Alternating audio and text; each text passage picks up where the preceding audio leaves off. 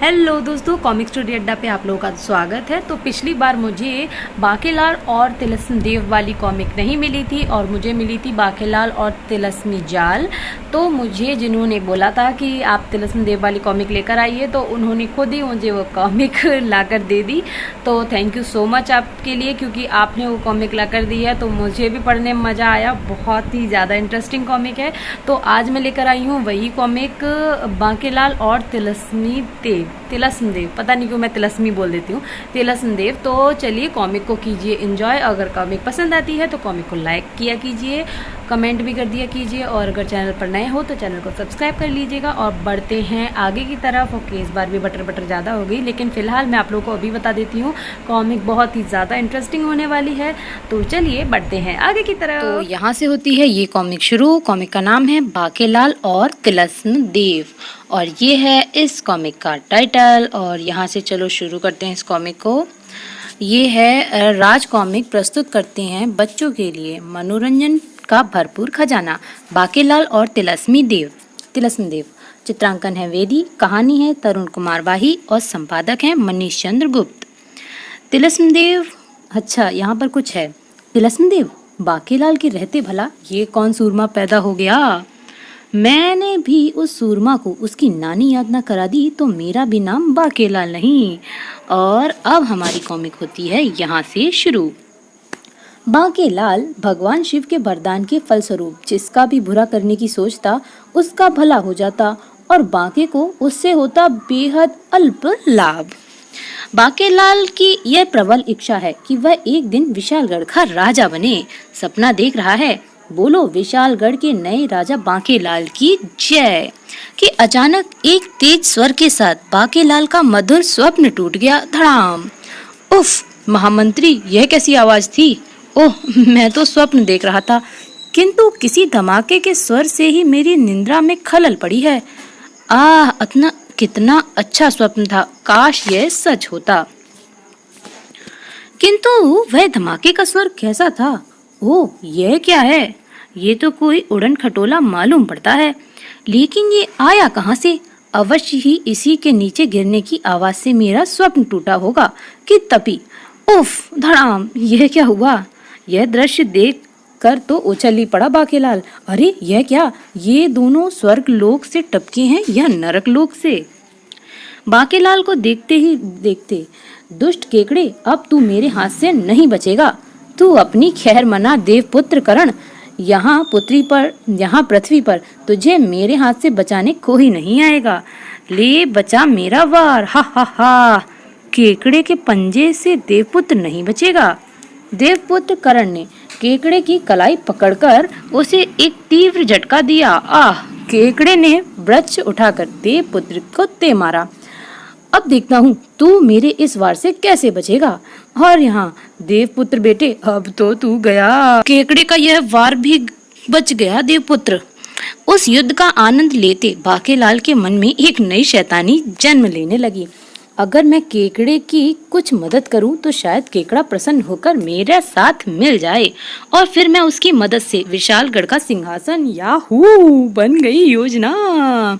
लेकिन केकड़े की मदद किस प्रकार करूं। इधर देवपुत्र ने केकड़े पर मुष्टि प्रहार किया। धड़ाम। इधर बाकेलाल ने उठाया एक पत्थर। कभी कभी बड़ी शक्तियां भी वो कार्य नहीं कर सकती जो एक छोटा सा पत्थर कर देता है। हे। इधर केकड़ा राक्षस और देवपुत्र करण आपस में गुथ गए। आज तू नहीं या मैं नहीं, तुझे खत्म किए बिना मैं भी स्वर्ग लोक नहीं लौटूंगा कमबख्त। लेकिन ये पत्थर मुझे नरक लोक अवश्य ही पहुंचा देगा। हे। बस निशाने पर लगना चाहिए। बाके ने देवपुत्र का निशाना लगाकर पत्थर फेंक मारा, लेकिन आई। केकड़ा दर्द से चित्कार कर उठा। हाय मरा। अरे, केकड़े की आंख पर ये पत्थर किसने मारा। देवपुत्र की निगाह सक पकाए खड़े बाकेलाल पर पड़ी। ओह, तो इस भले मानुष ने मेरी मदद की है। उफ, पत्थर को तो देवपुत्र की आंख फोड़नी थी। अब मुझे देर न करके इस मौके का लाभ उठाना चाहिए। मेरी आंख फूट गई। देवपुत्र ने मन ही मन कोई मंत्र पढ़ा, और अब तुझे इस डिबिया में कैद करके पृथ्वी पर ही गाड़ दूंगा। सहसा केकड़े का शरीर धुएं में परिवर्तित होने लगा। ओह ओह, यह क्या हो रहा है मुझे? केकड़ा उस डिबिया में समाने लगा। नहीं, मुझे छोड़ दो देवपुत्र। हा हा हा, भला हो इस भले मनुष्य का जिसने ठीक वक्त पर पहुंचकर मेरी मदद की और मैं तुझे कैद कर सका। भला मानुष, समझा इसी कमबख्त ने पत्थर मारकर मुझे काना बना दिया है। मेरी तंत्र शक्तियां कह रही हैं कि इसका नाम बांकेलाल है। बांकेलाल, इस कैद से स्वतंत्र होने के बाद मैं सबसे पहले तुझे ही मारूंगा। अब देवपुत्र ने तो इसे कैद कर लिया, कहीं इसे इस बात की भनक लग गई कि पत्थर मैंने इसी को मारने के लिए फेंका था, तो ये मुझे डिबिया में भी कैद कर लेगा। देवपुत्र ने डिबिया का ढक्कन बंद कर दिया। बांकेलाल, इसे यहाँ दफनाने में मेरी मदद करो। क्यों नहीं देवपुत्र। बांकेलाल ने गड्ढा खोद दिया। अब ये कभी अपने लोक नहीं वापस पहुंच सकेगा। और फिर ओह, न जाने मेरी बहन कृति का क्या हाल होगा। कृति? देवपुत्र ने उड़न खटोले के टुकड़े उठाए। कृति मेरी बहन। अब फिर से बांकेलाल सोच में पड़ गया। होश में आने पर, भैया वह दुष्ट राक्षस केकड़ा, उसे अपनी करनी का दंड मिल गया है कृति। उसे मैंने कैद करके पृथ्वी पर गाड़ दिया है। क्या सच? ओह, किंतु ये मनुष्य कौन है? ये बांकेलाल है बहन। इसी की मदद से ही मैं केकड़े को कैद कर सका हूँ। तुम्हारा बहुत बहुत धन्यवाद बांकेलाल। ही, यह तो मेरा फर्ज था। ऐसा कहकर मुझे शर्मिंदा मत करो। बांकेलाल, तेरी फूटी किस्मत, जो पत्थर देवपुत्र की आंख में लगने की बजाय केकड़े की आंख में जा लगा। किंतु हे देवपुत्र, आप कौन हैं और केकड़े से आपकी क्या दुश्मनी थी? मैं इष्ट देव पुत्र करण और ये मेरी बहन है बांकेलाल। हम दोनों भ्रमण के लिए निकले थे कि दुष्ट केकड़ा हमारे पीछे लग गया। हा, मैं कृति को ले जाने आया हूँ। उसने कृति का अपहरण करने की चेष्टा की। भैया बचाओ, दुष्ट केकड़े अब तुझे जीवित नहीं रहेगा। मैंने केकड़े का हाथ पकड़ लिया, तभी उसने मुझे अपनी ओर खींच लिया। ओह, उड़न खटोले को मैं ही नियंत्रित कर रहा था, अतः मेरे अभाव में उड़न खटोला पृथ्वी पर जा गिरा धड़ाम, और कृति बेहोश हो गई। कुछ देर में हम भी आपस में गुथे हुए पृथ्वी पर आ गिरे। उफ। फिर बांकेलाल, मैं तुमसे प्रसन्न हूँ, तुम मुझसे कोई वर मांग लो। वर? हाँ बांकेलाल, वर तो तुम्हें मांगना ही होगा। कुछ सोचकर बोला बांकेलाल। तब फिर ठीक है, मैं समय आने पर यह वर मांगूंगा, अभी नहीं। जैसा तुम उचित समझो। तुम जब भी मुझे याद करोगे मैं वर देने चला आऊंगा। पुत्र के उड़न खटोले के आंखों से ओझल होते ही, अगर केकड़ा किसी प्रकार कैद से स्वतंत्र हो गया तो वह मुझे नहीं छोड़ेगा। क्यों ना मैं उस डिबिया को आग के हवाले कर दूं, तब कोई खतरा नहीं रहेगा। गड्ढा खोदते ही बांकेलाल की आंखें आश्चर्य से फट गईं। हैं, केकड़े वाली डिबिया कहाँ गई? यही तो दबाई थी देवपुत्र ने डिबिया। बेटा बांकेलाल, अब मना तू अपनी खैर। केकड़ा डिबिया सहित गायब हो गया है। अब वह तुझे नहीं छोड़ेगा। यह तो मेरी मदद करने वाला भी कोई नहीं है। भाग बेटा बांके। कुछ दूर हा, केकड़ा अब मेरी यानी जादूगर जिम जमाजम की मुट्ठी में है। मैं इसे अपने दुश्मन के देश में ले जाकर स्वतंत्र करूंगा और फिर ये मेरा आदेश मानेगा। हा। उधर उदास बांकेलाल जा पहुंचा राजमहल। काश इस वक्त केकड़ा मेरे पास होता। केकड़े की मदद से मैं चक्रवर्ती सम्राट, ओह यह तो मैंने सोचा ही नहीं। मैं केवल विशालगढ़ का राजा क्यों बनूं, क्यों ना चक्रवर्ती सम्राट बनूं। यह सोचकर बांके का दिल लगा बिल्लियों सा उछलने। किंतु कैसे मैं चक्रवर्ती सम्राट कैसे बन सकता हूँ? घोड़ा, अगर मैं राजा विक्रम सिंह से अश्वमेघ यज्ञ करवाने के लिए कहूँ तो वह मेरी बात नहीं टलेगा। थोड़ी देर बाद बांकेलाल दरबार में उपस्थित था। क्या अश्वमेघ यज्ञ? अश्वमेघ यज्ञ? जी हाँ महाराज, राज्य सुख संपन्नता से हरा भरा रहे, इसके लिए हमें अश्वमेघ यज्ञ करवाना चाहिए। महामंत्री धर्म सिंह शीघ्रता के साथ बोले। इसमें कोई हर्ज नहीं है महाराज, मैं भी बांकेलाल जी से सहमत हूँ। अश्वमेघ यज्ञ होना चाहिए, हम सब भी यही चाहते हैं महाराज। जब सबने अपनी सहमति दे दी तो यह यज्ञ अवश्य होना चाहिए महामंत्री जी। राज्य में सुख चैन व शांति बनाए रखने के लिए हम अश्वमेघ यज्ञ का ऐलान करते हैं। बोलो राजा विक्रम सिंह महाराज की जय।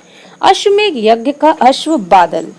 यह घोड़ा विभिन्न राज्यों से शांति का संदेश लेकर गुजरेगा।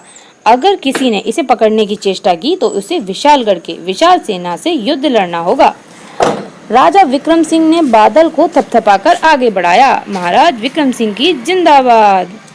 सैनिकों, बादल हर पल तुम्हारी निगरानी में रहना चाहिए। जाओ, जो आज्ञा बांकेलाल जी। ही अब आएगा असली मजा।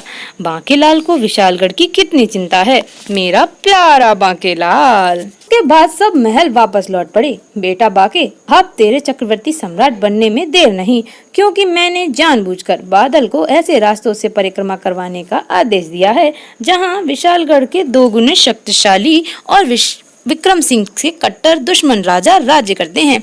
अश्वमेघ का घोड़ा बादल विक्रम सिंह का है, यह जानकर वे बादल को पकड़े बिना नहीं मानेंगे। ही। सरपट दौड़ता बादल कई छोटे देशों में शांति संदेश देता आगे बढ़ता चला जा रहा था। ओह, महाराज विक्रम सिंह का अश्वमेघ यज्ञ का घोड़ा बादल। बादल अब बढ़ चला चौखट नगरी की ओर। समाचार सुनकर चौखट सिंह क्रोध से सिंहासन छोड़ उठ खड़ा हुआ। क्या राजा विक्रम सिंह के अश्वमेघ यज्ञ का अश्व बादल हमारे राज्य की ओर बढ़ रहा है? जी महाराज, बादल हमारी राज्य सीमा पार कर गया तो हम तुम सबकी गर्दनें उड़ा देंगे। बादल को पकड़ लो। किंतु महाराज, अगर हमने बादल को पकड़ा तो हमें विशालगढ़ की विशाल सेना से युद्ध लड़ना होगा। हा, तब हम अवश्य युद्ध लड़ेंगे। विक्रम सिंह हमारी सेना से कभी नहीं जीत पाएगा। नगर में प्रवेश करते ही बादल को घेर लिया गया। पकड़ लो इसे और यहाँ ठहरो, यह अश्वमेघ यज्ञ का घोड़ा है। छोड़ दो इसे, अन्यथा युद्ध के लिए तैयार हो जाओ। हमारे महाराज युद्ध के लिए तैयार हैं। जाओ, हमारे राजा का ये ऐलान जाकर अपने राजा विक्रम सिंह को सुना दो। अब ये खूबसूरत घोड़ा इसी राज्य में रहेगा। हा। ओ, हमें तुरंत महाराज विक्रम सिंह और बांकेलाल जी को यह सूचना दे देनी चाहिए। चलो। और यहाँ क्या कहा? अश्वमेघ यज्ञ का घोड़ा बादल पकड़ा गया। किसने की है ये गुस्ताखी? बादल पकड़ा गया, वो मारा पापड़ वाले को। बेटे मुच्चड़, हाँ वो लड़ युद्ध। महाराज, चौखट नगरी के राजा चौखट सिंह ने बादल को पकड़ लिया है और आपको युद्ध की चुनौती देकर घोड़ा छुड़ा ले जाने को कहा है। चौखट सिंह? उसकी सेना तो विशालगढ़ की सेना से दुगनी है। क्या वही चौखट सिंह? जी महाराज। वाह चौखटे, तेरा मुंह चूम लेने का दिल कर रहा है। बांकेलाल, अब क्या होगा? हमने तो घोड़ा शांति बहाल करने के लिए छोड़ा था। ही। इस खबर से मेरे मन को कितनी शांति मिल रही है, यह तू नहीं समझ सकेगा मुच्छड़। महाराज, भलाई के कार्यों में विघ्न तो अवश्य आते ही हैं। आपको यह युद्ध लड़ना होगा महाराज। ये विशालगढ़ की आन और बान का प्रश्न है। आपकी मूंछों के एक एक बाल की इज्जत का प्रश्न है। आए बांकेलाल, तुम मेरे साथ हो तो मुझे किसका भय? हम युद्ध करके बादल को छुड़वाएंगे बांकेलाल। वाह, अब हुई कोई बात। बादल के नेतृत्व में विशालगढ़ सेना चल पड़ी चौखट नगरी की ओर। युद्ध से पूर्व मैं राजा चौखट सिंह से मिल जाऊंगा और फिर विक्रम सिंह को नींद की औषधि खिलाकर रणभूमि में भेजूंगा। चौखट सिंह विक्रम को मारकर मैं युद्ध अवश्य जीत लेगा। फिर चौखट सिंह पर अपना विश्वास कायम करके अपने राज्य के साथ उसके महल पर आक्रमण कर दूंगा। इस प्रकार राजा चौखट का चौखटा बिगाड़कर मैं 2 शक्तिशाली राज्यों का राजा बनकर फिर एक दिन चक्रवर्ती सम्राट बांकेलाल कहलाऊंगा। ही। उधर जादूगर जिम जमाजम अपने दुश्मन के नगर की ओर बढ़ रहा था। राजा चौखट सिंह, तुमने राजकुमारी हिरणलता का विवाह मुझसे मंजूर न करके अपनी व अपने राज्य की तबाही को निमंत्रण दिया है। अब वह समय आ गया है कि केकड़े को देवपुत्र की कैद से स्वतंत्र कर दूं। जादूगर जिम जमाजम ने डिबिया खोल डाली। चल केकड़े बाहर, जादूगर जिम जमाजम तुझे स्वतंत्र करता है। एक तेज अट्टहास गूंज उठा। हा। तूने मुझे कैद से स्वतंत्र किया, बोल मैं तेरे लिए क्या कर सकता हूँ जादूगर जिम जमाजम? हैं? मैं इस राज्य में भयानक तबाही व भय फैलाना चाहता हूँ। हा, ऐसा ही होगा। नगर के एक कुएं से जल भरती स्त्रियां। यहाँ जल भरा जा रहा है और तभी वह आ गया। आज से इस कुएं पर केकड़े और जादूगर जिम जमाजम का अधिकार है। भागो भागो, सब भागने लगी। हा, भागती कहाँ हो? एक को पकड़ लिया। केकड़े ने कई स्त्रियों को दबोच लिया। ये देखिए यहाँ पर वो चिल्ला रही हैं, दोस्त छोड़ दो मुझे, ओ बचाओ। मुझे अब भूख लगती है तो मैं केवल स्त्रियों का दिल निकाल कर खाता हूँ। ये खाने की तैयारी। इस समय केकड़ा राक्षस अपनी जादुई शक्तियों से बड़े आकार में था। अच्छा, तभी इतना बड़ा बन गया। उसी शाम को, उफ, ये कैसा विचित्र राक्षस है। इसके भयानक पंजे हमें फाड़ डालेंगे। इन खेतों पर अब केकड़ा और जादूगर जिमजमाजम का अधिकार है। हा हा हा। केकड़े ने दोनों बैलों को उठा लिया, बाएं बाएं बेचारे बैल, और किसान पर उछाल फेंका। आह बेचारे बैल, भागो वरना ये सबको मार डालेगा। भागो भागो। सब भागने लगे उससे डरकर। नगर का अश्व बाजार। ये सारे घोड़े महाराज चौखट सिंह की सेना में शामिल करने के लिए खरीद लिए गए हैं। इनका मूल्य महल आकर ले जाना। अरे वाह, सब खुश हो गए। हा हा हा। अब इन सब घोड़ों पर केकड़े और जादूगर जिममाजम का अधिकार है। लो भाई, ये तो यहाँ पर भी आ गया। सैनिकों, टूट पड़ो इस पर, खत्म कर दो इसे। हा हा हा। केकड़ा लोक से आया हूँ मैं, केकड़ा मेरा नाम है। मारो मारो और खच खराक खच। ये लो, इनका भी काम तमाम एक बार में ही कर दिया इसने। घोड़े छोड़ दो राक्षस पर। सैकड़ों घोड़े छोड़ दिए गए उस पर। ओह, घोड़ों की फौज। बेचारा सोचने लगा, राजा के घोड़ों से पंगा करता है। ले चौखटे मजा। अरे, घोड़ों को भी अलग ही चल रहा। ही। अब भाग ले बेटा घोड़े, वरना ये राक्षस तेरी गर्दन तोड़ मरोड़ देगा। आहा, घोड़ों की फौज से मैं घिर गया हूँ। तभी एक घोड़े अपने स्थान से गायब होने लगे। यह क्या, घोड़े गायब हो रहे हैं? यह करामात जादूगर जिमजमाजम की है। कल मैं राजा की बेटी हिरण्यलता का महल में आकर अपहरण करूंगा। जाओ, जाकर अपने राजा से कह दो मेरे घोड़े। ओ, सारे घोड़े भी गायब हो गए। इधर राजा विक्रम सिंह के नेतृत्व में विशालगढ़ की सेना चौखट नगरी की तरफ बढ़ी चली जा रही थी। इस कारण मेरी योजना पूरी रहेगी इस बार। बाकेलाल भी पूरी सोच में है। उधर चौखट नगरी में केकड़े ने तूफान मचा रखा था। हा हा हा। शाबाश केकड़े, मजा आ रहा है इसको। सैनिक केकड़े और जादूगर जिमजमाजम को रोक पाने में असमर्थ रहे। शीघ्र ही, पिताजी मुझे इस दुष्ट केकड़े से बचाइए, मेरी बच्ची। इस समय केकड़ा राक्षस छोटे आकार में था। सबके देखते ही देखते केकड़ा राजकुमारी के साथ जादूगर जिमजमाजम सहित महल से निकलकर गायब हो गया। मेरी बेटी को जादूगर जिमजमाजम ले गया है। कि तभी महाराज, एक और बुरा समाचार है। क्या? अश्वमेध यज्ञ के घोड़े बादल को छुड़ाने के लिए राजा विक्रम सिंह की विशाल सेना ने राज्य पर चढ़ाई कर दी है। महाराज, केकड़ा को रोकने के प्रयास में हमारी आधी सेना खत्म हो चुकी है। अब अगर हमने यह युद्ध किया तो हार निश्चित है। मेरी राय में हमें घोड़ा विक्रम सिंह को सौंपकर संधि कर लेनी चाहिए। फिर जैसे ही विक्रम सिंह की सेना ने नगर में प्रवेश किया, यह तो कोई राजसी रथ है जिस पर सफेद ध्वज फहरा रहा है। राजा चौखट सिंह? जी हाँ महाराज, विशालगढ़ के राजा विक्रम सिंह को मेरा प्रणाम। किंतु आपने तो हमें युद्ध के लिए ललकारा था। हाँ, मगर अब हम युद्ध नहीं चाहते। हम आपका यह अश्वमेध यज्ञ का घोड़ा साथ लाए हैं। बांकेलाल बेटे, पड़ गया फिर कोई पंगा। अगर आप युद्ध नहीं चाहते तो हम आपको युद्ध के लिए बाध्य नहीं करेंगे। आप धन्य हैं महाराज। युद्ध संधि नियमों के अनुसार इस सिंहासन पर अब आपका अधिकार है महाराज, कृपया इसे ग्रहण करें। ओह, हो गया भला मुच्चड़ का। कमबख्त कितनी आसानी से इतने बड़े देश का राजा बन बैठा है। एक बार फिर मेरी बनी बनाई योजना की टांग टूट गई।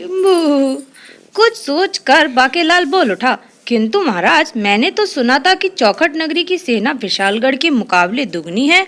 फिर आपने इतनी आसानी से हार क्यों कबूल कर ली? बाकेलाल जी, इसका कारण है जादूगर जिमजमाजम। राजा चौखट सिंह ने सारी बात बता दी। महाराज, अब इस राज्य पर चूंकि आपका अधिकार हो चुका है, अतः अब इस समस्या से आपको ही निपटना होगा। और मेरी बेटी, आप घबराएं नहीं चौखट सिंह जी। बाकेलाल के रहते हमें किसी बात की फिक्र नहीं है। हम आपकी बेटी को उस दुष्ट जादूगर जिमजमाजम की कैद से अवश्य ही छुड़ा लेंगे। क्यों बाकेलाल, तुम्हारा क्या विचार है? मुच्चड़ यहाँ भी चैन से नहीं रहने देगा। अब महाराज, वो आप तो जानते ही हैं कि मैं आपका कहा कभी नहीं टाल सकता। अगले दिन बाकेलाल राजा विक्रम सिंह की आज्ञा पाकर जादूगर जिमजमाजम की तलाश में निकल पड़ा। आसपास के क्षेत्र में भय व उदासी फैली थी। अगर हमने अपने खेतों में घुसने की चेष्टा की तो केकड़ा हमें मार डालेगा। अगर खेतों में काम न किया तो फसल न होने के कारण भुखमरी फैल जाएगी। नगर के सारे कुओं तालाबों पर भी तो केकड़े और जादूगर जिम जमाजम ने अपना अधिकार कर लिया है। जल बिना भी खेती कैसी, सभी बातें कर रहे हैं। इस प्रकार तो हम भूखे मर जाएंगे। इस भयानक विपत्ति में हमारी मदद केवल एक ही हस्ती कर सकती है, तिलस्मी देव। तिलस्म देव, अब आया है तिलस्म देव का जिक्र।